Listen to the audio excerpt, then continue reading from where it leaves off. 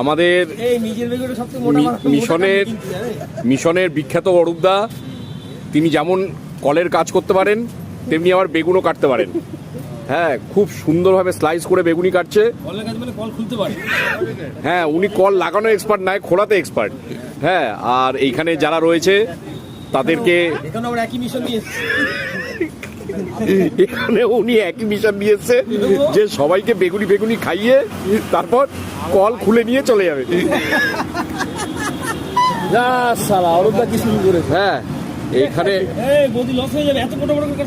এ বাবা, একটা বেগুনে মোটামুটি 24টা বেগুনি হতো, সেটা 6টা হবে, সেটা 6টা হবে।